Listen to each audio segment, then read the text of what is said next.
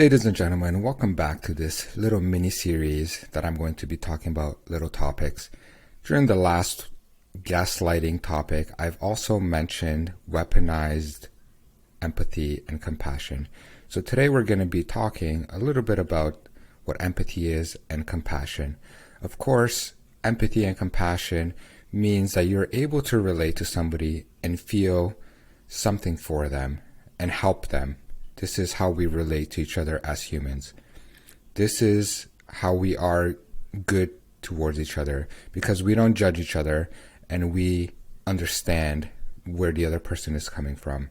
These are great qualities, and I think that women especially have these qualities.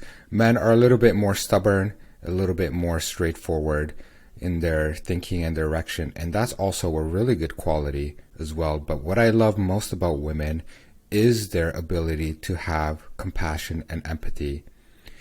This compassion and empathy, as I've mentioned, is being weaponized because women and children, and even a lot of men, they are being told that if they do not agree with what is happening in society, they are the ones basically taking part of genocide.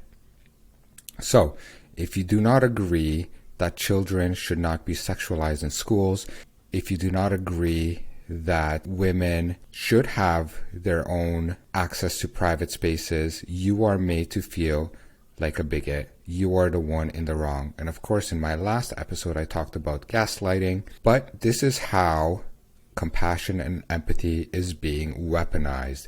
It's being weaponized because everybody wants to feel good about what they're doing, and everybody wants to be part of the solution.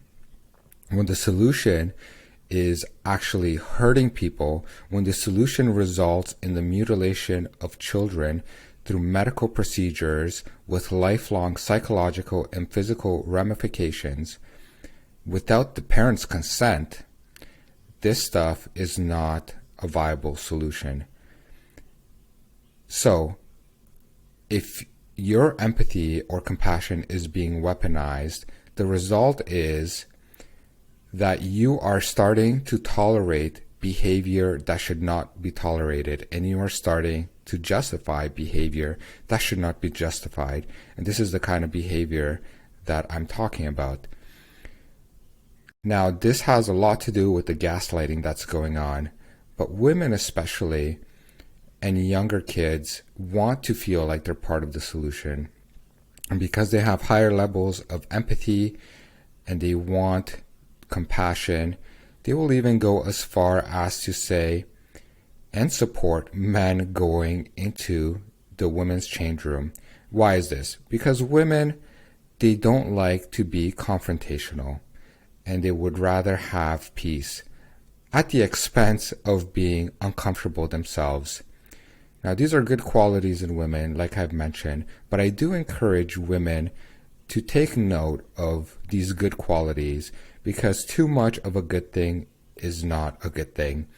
And like I said, I really want women to start speaking up and start defending their rights to privacy. Start saying no to men invading their spaces, men coming into their sports and taking over.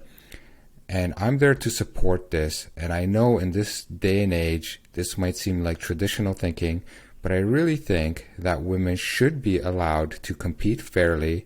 And I think women should be allowed to have the privacy. And all the men out there, I don't think that you would be very happy if you have daughters, if you have a wife, if you had a girlfriend, and there's another man going into their change room. Now, this is all across the board, whether it's in schools and boys have access to women's change room, or if it's in public.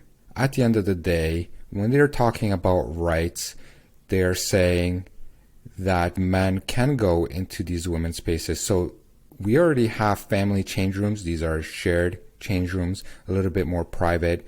So that always existed. But when they're talking about rights for these people, they go a step further. These people have their rights above other people's rights. What do I mean by this? It means that a man has more rights than a woman, And it's more important for one man to feel comfortable by accessing women's spaces than for all the other women being uncomfortable. I've talked about this in my Women's Day video, and I highly recommend that you watch that. Like I said, I think compassion and empathy are great. Just don't find yourself advocating and tolerating behavior that should not be tolerated. Know that you are a good person, but you need to be aware of the kind of behavior that you are enabling. Because if you start to tolerate this kind of behavior, then you are going to be led by this kind of behavior. Hope you like this, and I hope you subscribe. Take care.